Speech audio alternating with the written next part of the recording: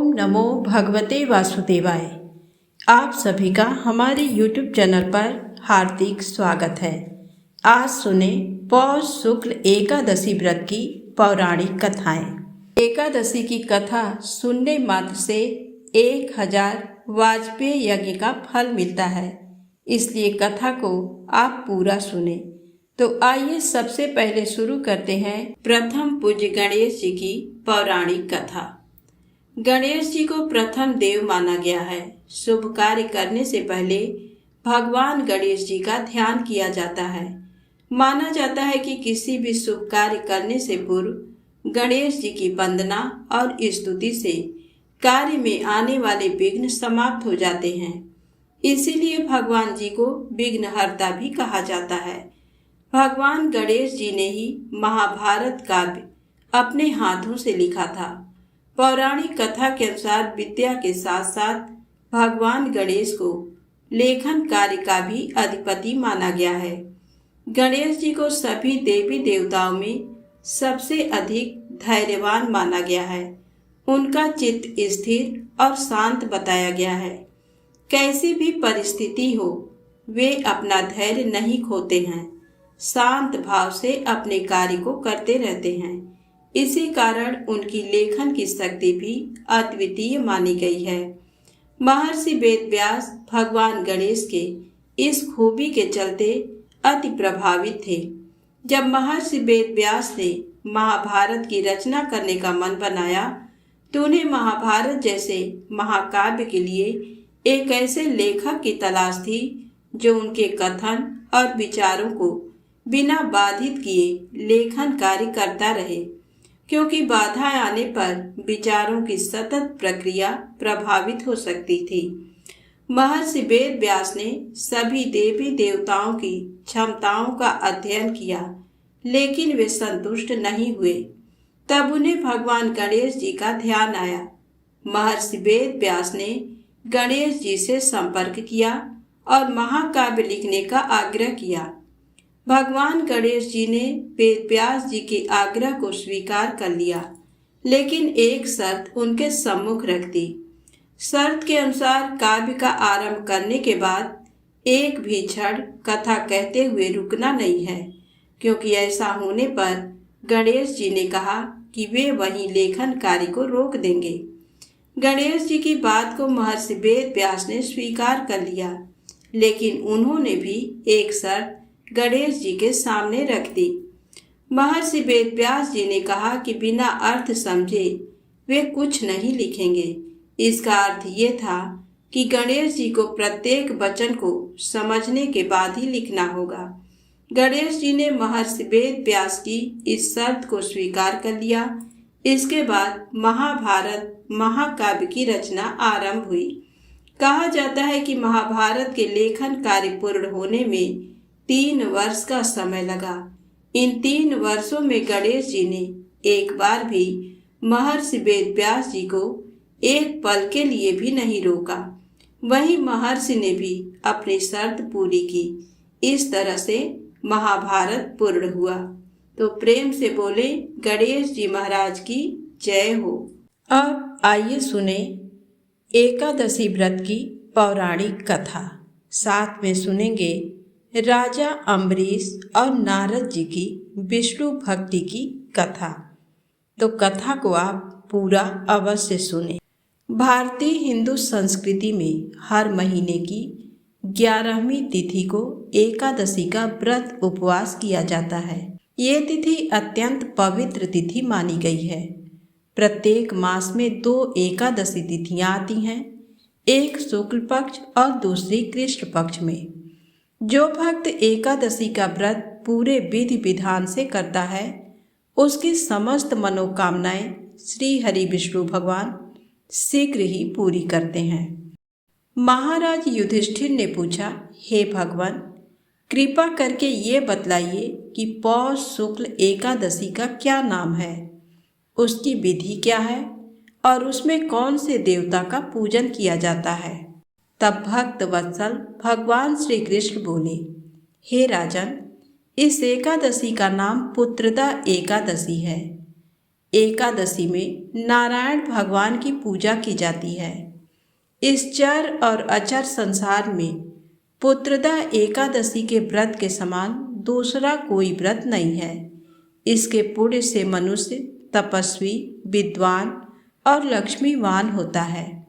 इसकी मैं एक कथा कहता हूँ, सो तुम ध्यान पूर्वक सुनो। भद्रावती नामक नगरी में सुकेतुमान नाम का एक राजा राज्य करता था। उसके कोई पुत्र नहीं था। उसकी स्त्री का नाम सैव्या था। वह निपुती होने के कारण सदैव चिंतित रहा करती थी। राजा के पितर भी रो रो कर पिंड लिया करते थे और सोचा करते थे कि इसके बाद हमको कौन पिंड देगा। राजा को भाई, बांधव, धन, हाथी, घोड़े, राज और मंत्री, इन सब में से किसी से भी संतोष नहीं होता था। वह सदैव यही विचार करता था कि मेरे मरने के बाद मुझको कौन पिंडदान करेगा। बिना पुत्र के पितरों और देवताओं का ऋण मैं कैसे चुका सकूंगा। जिस घर में पुत्र न हो उस घर में सदैव अंधेरा ही रहता है। इसलिए पुत्र उत्पत्ति के लिए प्रयत्न करना चाहिए। जिस मनुष्य ने पुत्र का मुख देखा है वह धन्य है। उसको इस लोक में यश और परलोक में शांति मिलती है, अर्थात उसके दोनों लोक सुधर जाते हैं। पूर्व जन्म के कर्म से ही इस जन्म में पुत्र, धन आदि प्राप्त होते हैं। राजा इसी प्रकार रात दिन चिंता में लगा रहता था।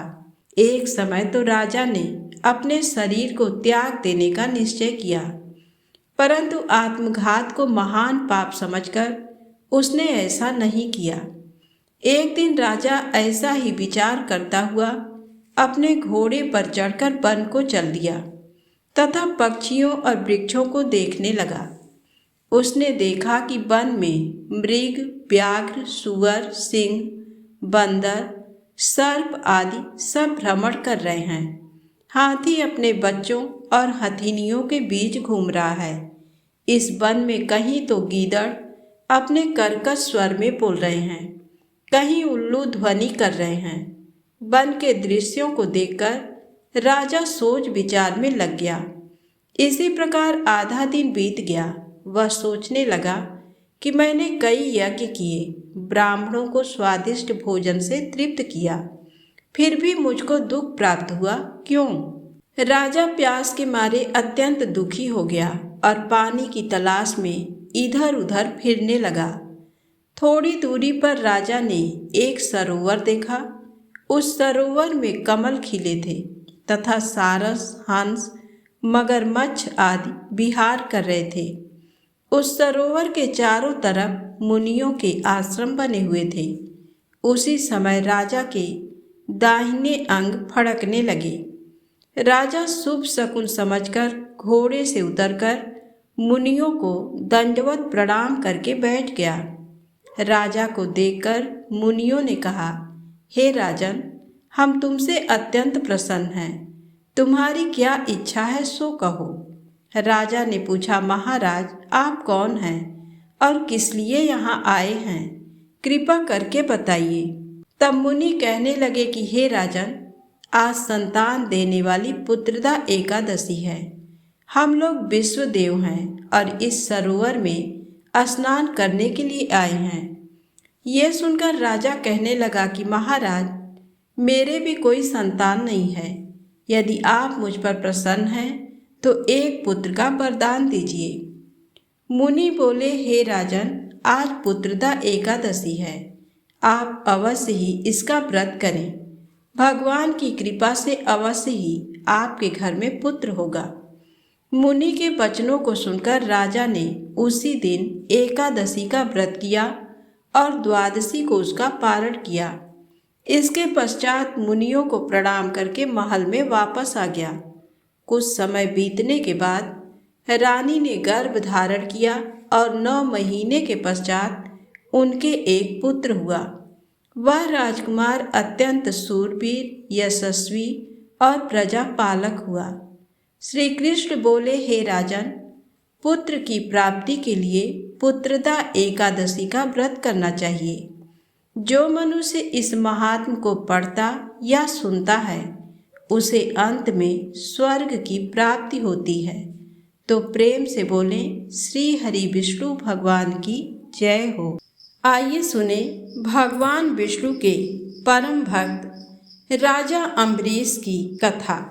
राजा अम्बरीश राजा नाभाग के पुत्र थे। वह 7 द्वीपों के राजा थे।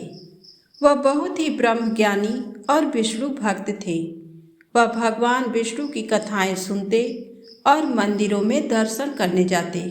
विष्णु भक्ति के आगे वह घर, स्त्री, पुत्र, धन धान सब कुछ तुच्छ समझते थे। एक बार भगवान विष्णु को प्रसन्न करने के लिए उन्होंने साल भर पत्नी सहित एकादशी का व्रत रखा। कार्तिक मास में व्रत जब समाप्त हुआ तो उन्होंने 3 दिनों तक उपवास किया। विष्णु भगवान का पूजन किया, ब्राह्मणों को 60,000 गौओं का दान दिया, संत महात्माओं को दान दिया और उन्हें भोजन करवाकर संतुष्ट किया। राजा अम्बरीश जब ब्राह्मणों को भोजन करवाने के पश्चात पारण करने जा ही रहे थे तो उसी समय दुर्वासा ऋषि अतिथि के रूप में वहां आ गए। राजा अम्बरीश ने दुर्वासा ऋषि का पूजन और स्वागत किया और उन्हें भोजन के लिए विनती की। दुर्वासा ऋषि कहने लगे कि मैं पहले यमुना नदी में स्नान करूंगा, उसके पश्चात भोजन करूंगा। ऐसा कहकर दुर्वासा ऋषि स्नान करने चले गए। उधर द्वादशी केवल कुछ मुहूर्त ही रह गई थी, जिस मुहूर्त में पारण करना आवश्यक था, नहीं तो राजा का व्रत निष्फल हो जाता। राजा अम्बरीश दुविधा में पड़ गए क्योंकि दुर्वासा ऋषि अभी वापस नहीं आए थे। अगर अतिथि ब्राह्मण को भोजन करवाए बिना पारण करते तो पाप के भागीदार बनते, लेकिन पारण किए बिना द्वादशी व्यतीत हो जाने पर पारण का महत्व समाप्त हो जाता। ऋषियों ने कहा कि महाराज, आप केवल जल से पारण कर लें, इससे आपका व्रत भी व्यर्थ नहीं होगा और कोई दोष भी नहीं लगेगा, क्योंकि जल को भोजन और अभोजन दोनों रूपों में माना जाता है। ऋषियों के परामर्श पर राजा अम्बरीश जलपान कर दुर्वासा ऋषि की प्रतीक्षा करने लगे। यमुना से लौटने पर दुर्वासा ऋषि अपनी तप शक्ति से जान गए कि राजा अम्बरीश ने जल पी लिया। राजा अम्बरीश पर क्रोधित होते हुए दुर्वासा ऋषि कहने लगे कि तुमने धर्म का उल्लंघन किया है। राजन, तू लक्ष्मी और धन वैभव में अंधा हो गया है। तुमने मुझे भोजन का निमंत्रण दिया और घर आए अतिथि को भोजन कराए बिना स्वयं भोजन कर लिया। इस कुकर्म का फल तुझे जरूर भोगना पड़ेगा। दुर्वासा ऋषि ने अपने जटा को उखाड़कर उससे कालाग्नि के समान कृत्या को बनाया, जो राजा की ओर दौड़ी। राजा अपने स्थान से तिल भर भी नहीं हटे। उसी क्षण भगवान विष्णु ने अपने भक्त की रक्षा के लिए अपना सुदर्शन चक्र भेजा, जिसने कृत्या को उसी क्षण जला दिया और सुदर्शन चक्र फिर दुर्वासा ऋषि की ओर मुड़ गया। दुर्वासा ऋषि जान बचाने के लिए भागे, लेकिन जहाँ भी दुर्वासा ऋषि जाते चक्र उनका पीछा करता रहा। ब्रह्मा जी की शरण में गए तो ब्रह्मा जी कहने लगे कि विष्णु जी के तेज से मैं आपको नहीं बचा सकता। भगवान शिव के पास गए तो भगवान शिव कहने लगे कि विष्णु जी के चक्र से तुम्हें बचाना मेरे बस में नहीं है, तुम भगवान विष्णु के ही शरण में जाओ। दुर्वासा ऋषि बैकुंठ धाम में गए। भगवान विष्णु के चरणों में वंदना कर कहने लगे कि साधुओं पर कृपा करने वाले प्रभु, मुझ अपराधी की रक्षा करें। मैंने आपके प्रिय भक्त को कष्ट पहुंचाया है, इसके लिए मुझे क्षमा करें। भगवान, मेरी रक्षा करें। भगवान विष्णु कहने लगे, तुमने वास्तविकता जानते हुए भी मेरे भक्त को कष्ट पहुंचाया है। मेरे भक्त मुझे बहुत प्रिय हैं। तुम्हारी रक्षा का एक ही उपाय है, तुम राजा अम्बरीश से क्षमा मांगो। यदि वह तुम्हें क्षमा कर दें तो समझो तुम्हारी रक्षा हो गई। वह बहुत दयालु हैं और धार्मिक राजा हैं, वह तुम्हें जरूर क्षमा कर देंगे। दुर्वासा ऋषि राजा अम्बरीश के पास पहुंचकर उनसे क्षमा मांगने लगे। आपके अपमान के कारण भगवान विष्णु का सुदर्शन चक्र मुझे जला रहा है। राजा अम्बरीश जी के पैरों में दुर्वासा जी गिर गए। उन्हें दुख में देखकर राजा अम्बरीश को बहुत दुख हुआ। भगवान विष्णु के सुदर्शन चक्र को शांत करने के लिए राजा अम्बरीश ने स्तुति की। स्तुति सुनकर सुदर्शन चक्र शांत हो गए और वापस लौट गए। दुर्वासा ऋषि भी सुदर्शन चक्र के ताप से मुक्त होकर सुखी हो गए। दुर्वासा ऋषि ने राजा को आशीर्वाद दिया और कहने लगे, आप धर्मात्मा और दयालु हैं। आपने मेरी दुष्टता को भुलाकर मेरी रक्षा की। दुर्वासा ऋषि को सुदर्शन चक्र के भय से मुक्ति में 1 वर्ष व्यतीत हो गया, लेकिन राजा अम्बरीश दुर्वासा ऋषि की प्रतीक्षा में 1 वर्ष तक केवल जल ही पीकर रहे। सुदर्शन चक्र से मुक्ति के पश्चात उन्होंने दुर्वासा ऋषि को भोजन करवाकर तृप्त किया और दुर्वासा ऋषि की आज्ञा के बाद उन्होंने फिर भोजन किया। उसके पश्चात दुर्वासा ऋषि अपने लोक चले गए। राजा भक्ति के साथ राज्य करने लगे। राजा अम्बरीश के इस प्रसंग को सुनने पढ़ने से भगवान विष्णु की कृपा प्राप्त होती है। तो प्रेम से बोले, विष्णु भगवान की जय हो। अब आइए सुने भगवान विष्णु के परम भक्त नारद जी के जन्म की पौराणिक कथा। नारद जी की उत्पत्ति संसार के कल्याण हेतु हुई थी। वह भगवान के परम भक्त थे। उन्हें देवर्षि कहा जाता है। नारद जी हाथ में बीड़ा लिए नारायण नारायण भजने में मस्त रहते हैं। उन्हें सृष्टि का पहला पत्रकार कहा जाता है। उन्होंने प्रहलाद, वाल्मीकि, वेद व्यास आदि को भगवत नाम और ज्ञान दिया। नारद जी पूर्व जन्म में उपबरहड़ नाम के गंधर्व थे। एक बार गंधर्व और अप्सराएं नृत्य गीत से ब्रह्मा जी की उपासना कर रहे थे। तभी नारद जी वहां आ गए और ब्रह्मा जी के सामने अशिष्ट आचरण करने लगे। उनके इस आचरण से कुपित होकर ब्रह्मा जी ने उन्हें शूद्र योनि में पैदा होने का श्राप दिया। श्राप के परिणाम स्वरूप अगले जन्म में वह शूद्र दासी पुत्र के रूप में पैदा हुए। वह दोनों माँ पुत्र साधु संतों की सेवा करते थे। नारद जी मुनियों द्वारा बचे हुए भोजन से अपना पेट भरते। मुनियों की सेवा और आज्ञा पालन से उनका चित्त शुद्ध हो गया, जिससे उनका मन भगवत भजन में रमने लगा। ऋषिगण भगवान विष्णु की भक्ति का गान करते, जिस कारण नारद जी को विष्णु भक्ति से उन्हें प्रेम हो गया। बुद्धि भगवान विष्णु की भक्ति में ऐसी लगी कि स्थूल शरीर को भूलकर दिन रात उसी में मस्त मगन रहने लगे।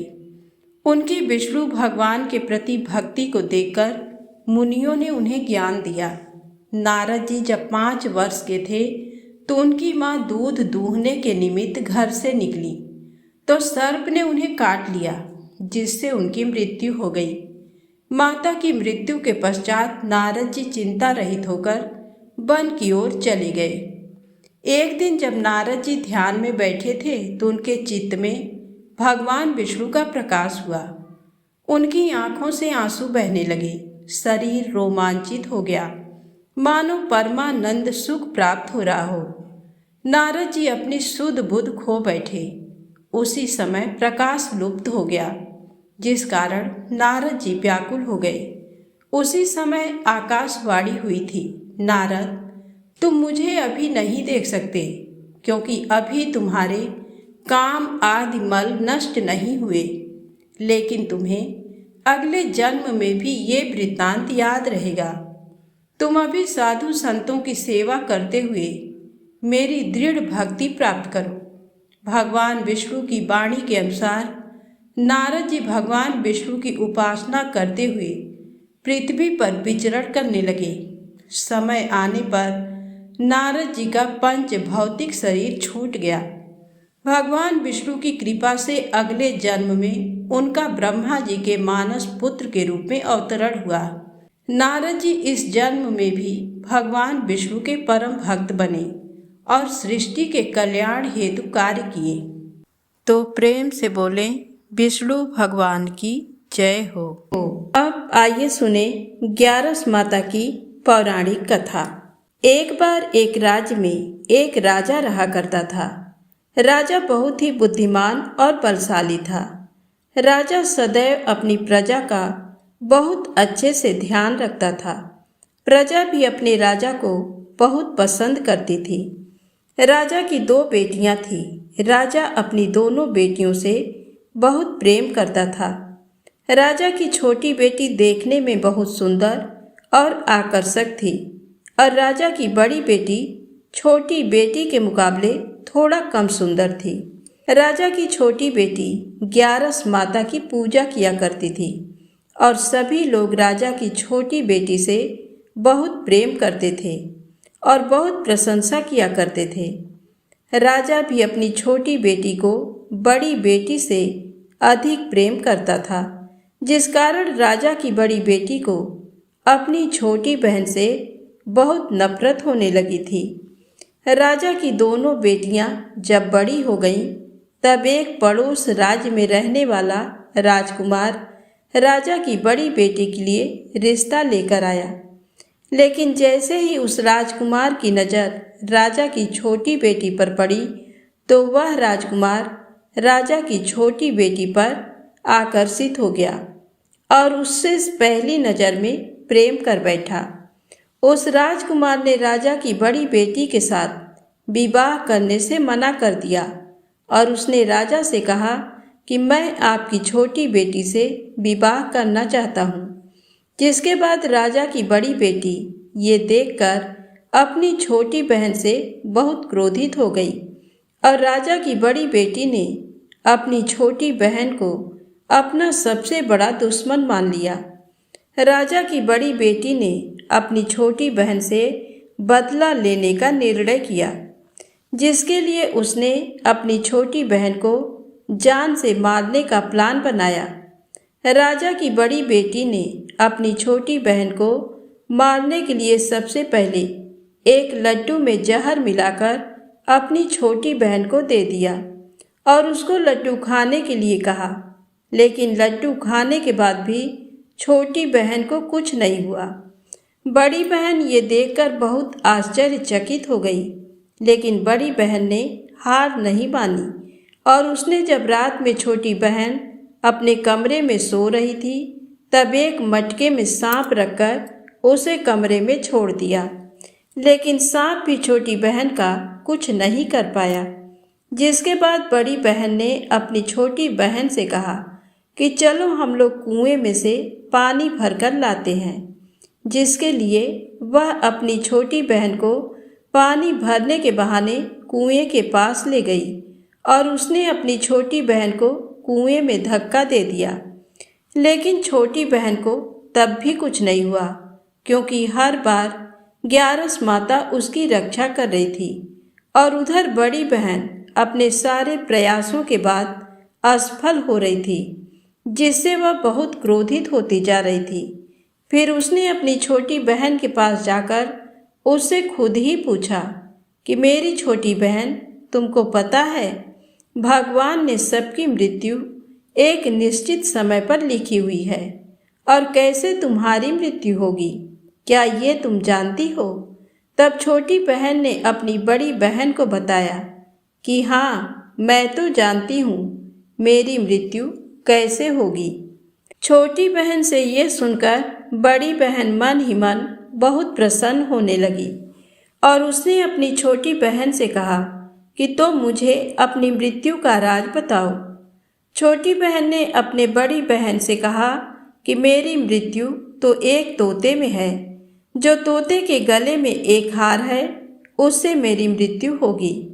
जब तक कोई भी व्यक्ति तोते को मारकर वह हार अपने गले में पहनेगा तो मैं मूर्छित हो जाऊंगी और जैसे ही उस हार को अपने गले से उतारेगा तो मैं वापस से जीवित हो जाऊंगी।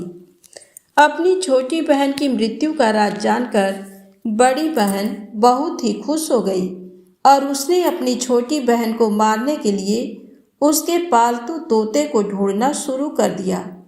और छोटी बहन को इस बात का आभास हो गया था कि कोई उसकी जान लेना चाहता है, जिसके लिए वह अपने पिताजी के पास गई और उसने अपने पिताजी से कहा कि पिताजी, मेरी मृत्यु के बाद आप मुझे जलाइएगा मत, बल्कि आप मुझे अपनी पुरानी वाली हवेली में एक पलंग में लिटाकर छोड़ दीजिएगा। अपनी छोटी लड़की की ये बात सुनकर राजा बहुत आश्चर्यचकित हो गए। राजा ने अपनी छोटी बेटी से पूछा, बेटी, तुम ये क्या कह रही हो? तब राजा की छोटी बेटी ने बताया, पिताजी, समय किसी के लिए नहीं रुका है, कब क्या हो जाए किसी को कुछ पता नहीं है। और फिर राजा ने अपनी छोटी बेटी से कहा कि तुम ऐसी बातें क्यों कर रही हो? 2-3 दिन में तो तुम्हारा विवाह है। लेकिन छोटी बेटी ने अपने पिताजी को ऐसा करने पर मजबूर कर दिया और उनसे वचन ले लिया। राजा ने भी अपनी छोटी बेटी की बात स्वीकार कर ली और 2-3 दिनों के बाद जब शादी का समय आया तब राजकुमार बारात लेकर राजा के घर आया और राजकुमार और राजा की छोटी बेटी का विवाह शुरू हो गया। जैसे ही राजा की छोटी बेटी राजकुमार के साथ फेरे लेना शुरू करती है तो उसकी बड़ी बहन अपनी छोटी बहन के कमरे में जाकर उसके तोते को पकड़ लेती है और उसको जान से मार देती है। तोते की गले में जो हार था उसको अपने गले में धारण कर लेती है। जैसे ही बड़ी बहन उस हार को अपने गले में धारण करती है तो उधर छोटी बहन 3.5 ही फेरे ले पाती है और वहीं पर बेहोश होकर गिर जाती है। जिसके बाद राजा ने बड़े बड़े वैद्य हकीमों को बुलवाया और अपनी छोटी बेटी का इलाज करने के लिए कहा। राजा की बात सुनकर वैद्य ने छोटी बेटी को जब चेक किया तो राजा को बताया कि आपकी छोटी बेटी ना तो जीवित है और ना ही मरी हुई है। ये मैं ऐसा पहली बार देख रहा हूँ। राजा ने वैद्य और हकीम को ये बात बाहर बताने से मना कर दिया और उनको कहा कि अगर तुमने ये बात किसी को बाहर बताई तो हम तुम्हें फांसी दे देंगे। राजा ने अपनी छोटी बेटी को पुराने महल में ले जाकर एक पलंग पे लिटा दिया और वहाँ कुछ सैनिक को तैनात कर दिया। वापस अपने महल पर आ गया। राजा की बड़ी बेटी अपने पिताजी के पास आई और कहने लगी कि पिताजी, अगर ये शादी संपन्न नहीं हुई तो आपकी इज्जत का क्या होगा? आप कहें तो मैं आपकी इज्जत बचाने के लिए राजकुमार से शादी करने के लिए तैयार हूँ। जिसके बाद राजा ने अपनी बड़ी बेटी की बात मान ली और राजा ने बड़ी बेटी को छोटी बेटी के कपड़े पहनाकर मंडप पर भेज दिया। लेकिन राजकुमार ये जान गया कि ये राजा की छोटी बेटी नहीं है, बल्कि ये राजा की बड़ी बेटी है। लेकिन जब राजकुमार ने शादी करने से मना किया तो सभी लोगों ने राजकुमार को विवश करके राजा की बड़ी बेटी से बचे हुए फेरों को संपन्न करा दिया और विवाह करवा दिया। जिसके बाद राजकुमार राजा की बड़ी बेटी को अपने महल ले गया। राजकुमार राजा की बड़ी बेटी से ना तो बात करता था, ना ही उसको पसंद करता था और ना ही उसके आसपास भटकता था। और राजकुमार ने यह फैसला लिया था कि वह अपनी प्रेमिका को ढूंढ कर रहेगा और ये जानकर रहेगा कि उसके साथ हुआ क्या है। एक दिन राजकुमार अपने घोड़े पर सवार होकर राजा के पुराने महल के पास पहुंच गया, जहां पर उसने कुछ सैनिकों को देखा। महल के पास पहुंचकर राजकुमार ने जब महल को ध्यान से देखा तो वह समझ गया कि ये तो हमारे ससुर जी का महल है। तब राजकुमार ने सैनिकों से पूछा, तुम लोग यहाँ क्या कर रहे हो और इस महल के अंदर उस पलंग में कौन लेटा है। जिसके बाद सैनिकों ने बताया कि यहाँ पर राजा की छोटी बेटी लेटी है। ये सुनकर राजकुमार बहुत प्रसन्न हो गया और वह तुरंत अपनी प्रेमिका के पास पहुँच गया और उसकी सेवा करने लगा। जैसे ही रात हुई तो राजा की छोटी बेटी उठकर खड़ी हो गई। राजकुमार ये देखकर बहुत खुश हो गया और उसने अपनी प्रेमिका से पूछा कि तुम यहाँ क्या कर रही हो, तुम मेरे साथ मेरे घर चलो। राजा की छोटी बेटी ने राजकुमार को सारी बातें बता दी कि मेरी जान एक तोते में बसी थी और मैंने ये बात सिर्फ अपनी बड़ी बहन को बताया था और मुझे पता है कि उसने ही मुझे मारने का प्रयास किया है। उसके पास एक हार है जिसको वह सुबह पहन लेती है और रात को उतार देती है। जब तक वह हार को पहने रहती है तब तक मैं मूर्छित रहती हूँ और जैसे ही वह हार को उतार देती है तो मैं जीवित हो जाती हूँ और जब तक मेरी बड़ी बहन के पास वह हार है तब तक मैं ऐसे ही जीवित और मूर्छित होती रहूँगी। अगर मेरी बड़ी बहन के पास जो हार है वह मेरे हाथ में लग जाए तो मैं हमेशा के लिए जीवित हो जाऊंगी। राजकुमार ये बात सुनकर राजा की छोटी बेटी के पास रहने का निर्णय ले लिया और उसने अपने बचे हुए सारे फेरे उस पलंग में लेटी राजकुमारी के साथ ले लिए और अपना विवाह पूर्ण कर लिया और वहीं पर ही रहने लगा।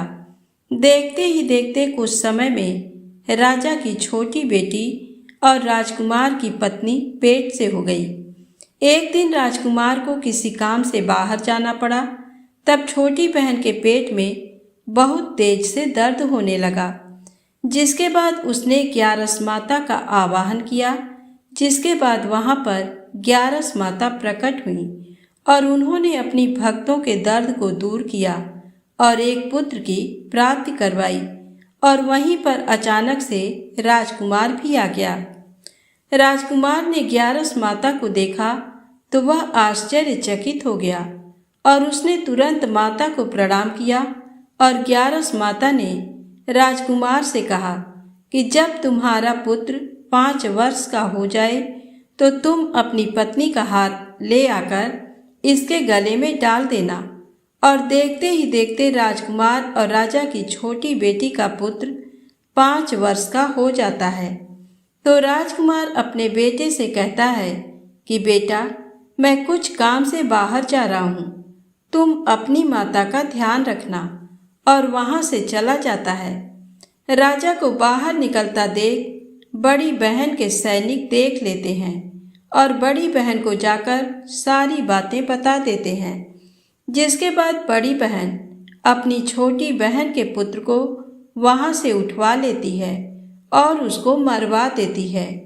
छोटी बेटी के पुत्र के 2 टुकड़े करवा देती है। पहला टुकड़ा चक्की के पास छुपा देती है और दूसरा टुकड़ा अपनी पलंग के नीचे रख लेती है। अब ग्यारस माता भिखारी का रूप लेकर आती हैं। एक भिखारी का रूप रखकर बड़ी बहन के पास चली जाती हैं, जिसके बाद वहाँ पर भिक्षा मांगने लगती हैं। बड़ी बहन अपने नौकरों से कहती है कि जाकर भिक्षा दे दो, लेकिन जैसे ही नौकर ग्यारस माता को भिक्षा देने के लिए आते हैं तो माता उन्हें मना कर देती हैं और कहती हैं कि मैं तुम्हारी महारानी से ही भिक्षा लूँगी। जिसके बाद बड़ी बहन स्वयं ही भिक्षा देने के लिए माता के पास आती है।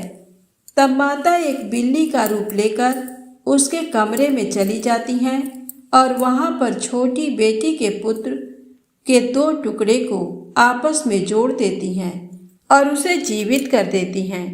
उसे वहाँ से ले जाती हैं। एक दिन राजकुमार अपने बेटे को लेकर अपनी पत्नी के पास जाता है और उससे कहता है कि तुम इस बच्चे का ध्यान रखना।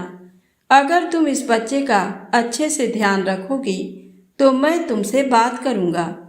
एक दिन राजकुमार अपने बच्चे से कहता है कि तुम अपनी मम्मी से उनके गले का हार मांग लो। जिसके बाद राजकुमार का लड़का अपनी मम्मी के पास जाता है और कहता है कि मम्मी, मुझे तुम्हारा हार चाहिए जो तुमने गले में पहन रखा है। ये सुनकर पहले तो बड़ी बहन बहुत क्रोधित होती है, पर उसको ये याद आता है कि राजकुमार ने कहा था कि अगर मैं इस बच्चे का ध्यान अच्छे से रखूंगी तो वह मुझसे बात करेंगे, जिसके कारण वह हार को उस बच्चे को दे देती है और वह तुरंत हार को ले जाकर अपने पिताजी को दे देता है। और तभी राजकुमार अपने बेटे को लेकर वहां से जाने लगता है और अपनी पत्नी से कहता है कि तुम हमारे लिए खाना बनाकर रखना, मैं शाम को आकर तुम्हारे साथ खाऊंगा। और वह अपने बेटे को लेकर वहां से चला जाता है, जिसके बाद वह राजा के पास जाता है और उनको सारी बातें बता देता है। राजा अपनी बड़ी बेटी की ये करतूत सुनकर बहुत क्रोधित होते हैं और अपनी परवरिश पर ही दोष देने लगते हैं और राजकुमार को अपनी छोटी बेटी के साथ रहने के लिए आदेश देते हैं। तो प्रेम से बोले 11 माता की जय हो। आइए सुने माता लक्ष्मी की पौराणिक कथा। आज की कथा है माता लक्ष्मी भगवान विष्णु के चरण क्यों दबाती रहती हैं। धन लाभ हर व्यक्ति की इच्छा होती है और धन की देवी माता लक्ष्मी जी हैं। लक्ष्मी जी की प्राप्ति भगवान विष्णु के बिना नहीं हो सकती, क्योंकि भगवान विष्णु जगत के पालनहार हैं। माँ लक्ष्मी संपन्नता की देवी हैं और दोनों पृथ्वी पर संतुलन बनाए रखने का काम करते हैं। एक पौराणिक कथा के अनुसार एक बार नारद जी माँ लक्ष्मी से पूछते हैं कि सभी देवतागण राजा महाराजा उनकी पूजा अर्चना करते हैं, फिर भी आप भगवान विष्णु के चरण को क्यों दबाती हैं? क्या भगवान विष्णु को अपने से श्रेष्ठ समझती हैं? मैं जानना चाहता हूँ कि आपके भगवान विष्णु के चरण दबाने के पीछे ऐसा कौन सा गहन राज छुपा है। तब माता लक्ष्मी ने बताया कि यह सारी सृष्टि ग्रहों से संचालित है।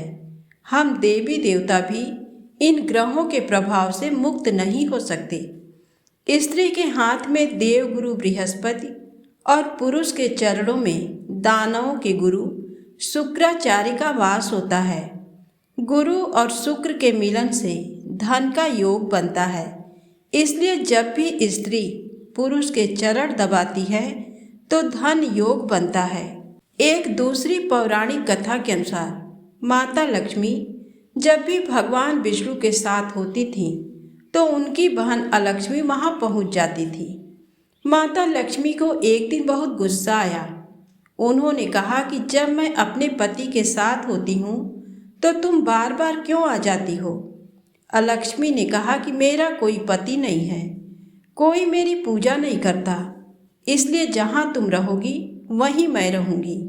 ये बात सुनकर माता लक्ष्मी को बहुत क्रोध आया और उन्होंने अलक्ष्मी को श्राप दिया कि आज से मृत्यु का देवता तेरा पति है। जहाँ गंदगी, क्लेश, आलस, पति पत्नी में झगड़ा होगा वहीं पर तेरा वास होगा। भगवान विष्णु पूरी सृष्टि के पालनहार हैं, जिनका दायित्व है पूरी सृष्टि की रक्षा और पालन करना। माता लक्ष्मी विष्णु भगवान के चरणों को दबाकर उन्हें गंदगी से दूर रखती हैं ताकि अलक्ष्मी उनके निकट ना आ सके। हिंदू धर्म में अलक्ष्मी को दूर रखने के लिए, माता लक्ष्मी को प्रसन्न करने के लिए घर में पूजा अर्चना, साफ सफाई आदि किया जाता है। तो प्रेम से बोलें श्री हरि विष्णु भगवान की जय हो, माता लक्ष्मी की जय हो। अब आइए सुने धन्ना भगत की पौराणिक कथा। धन्ना जी का जन्म एक गरीब किसान परिवार में हुआ था। जब वह 5 साल के थे तो एक पंडित जी तीर्थ यात्रा से लौटकर उनके घर पर कुछ दिनों के लिए ठहरे। पंडित जी के पास एक शालिग्राम जी थे। वह हर रोज स्नान के पश्चात शालिग्राम जी को स्नान करवाते, उनकी पूजा करते और उनको भोग लगा कर ही फिर स्वयं भोजन करते। पंडित जी को शालिग्राम की सेवा पूजा करते देख धन्ना उनको कहते कि जब आप हमारे घर से जाएं तो यह शालिग्राम जी मुझे दे जाना, मैं भी आपके जैसे उनकी पूजा करूँगा। पंडित जी को लगा कि बच्चा शायद उन्हें खिलौना समझ रहा है। पंडित जी ने बहुत समझाया कि तुम अभी छोटे हो, अभी तुम इनकी सेवा नहीं कर पाओगे। माता पिता ने भी समझाया, लेकिन नन्हे बालक की जिद को देखकर पंडित जी को एक उपाय सूझा।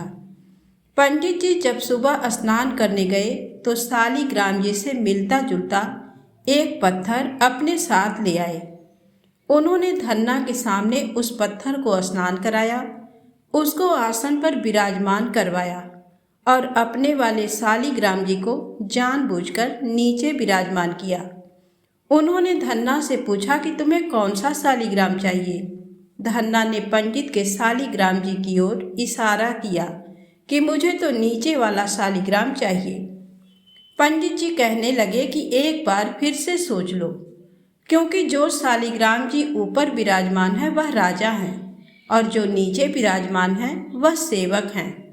अब सोचकर बताओ कि तुम्हें कौन सा शालिग्राम चाहिए। धन्ना पंडित जी के बातों में आ गया और पंडित जी उस पत्थर को शालिग्राम बताकर दे दिया।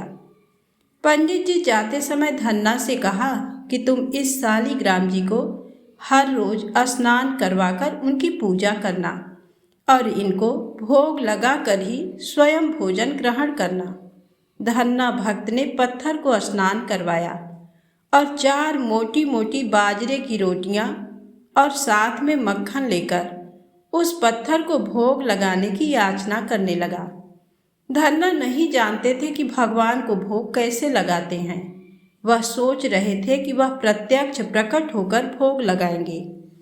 जब भगवान पत्थर में से प्रकट नहीं हुए तो धन्ना कहने लगे कि जब तक आप भोजन नहीं करोगे मैं भी नहीं खाऊंगा। उन्होंने शाम होने पर सारा खाना गाय को डाल दिया। उसके माता पिता को ये बात पता नहीं चली, क्योंकि वह किसान थे। सुबह ही रोटी बनाकर माता पिता खेत में निकल जाते थे। 3 दिन बीत गए, लेकिन उन्होंने भोजन नहीं किया। भगवान उनकी निश्चल भक्ति भाव से रीझ गए और शालिग्राम जी के 2 हाथ उस पत्थर में से निकलकर बाहर आए। भगवान ने बाजरे की बनी हुई 4 रोटियों को उठा ली। धन्ना की नज़र जब भगवान के हाथों पर पड़ी तो उन्होंने भगवान के हाथ पकड़ लिए और कहने लगे कि तुम अकेले ही भूखे नहीं हो, मैं भी 3 दिन से भूखा हूँ। इसमें 2 रोटी तुम खाओ और 2 रोटी मैं खाऊंगा। इतना कहकर वह भगवान के हाथों से 2 रोटी छीनने लगे तो भगवान स्वयं प्रकट हो गए। भगवान ने बड़े चाव से बाजरे की रोटी और मक्खन खाया। इस तरह धन्ना भक्त की निश्चल भक्ति से भगवान स्वयं प्रकट हो गए थे। इसीलिए तो कहते हैं कि भगवान तो भाव के भूखे हैं। तो प्रेम से बोलें, शालिग्राम भगवान की जय हो, विष्णु भगवान की जय हो।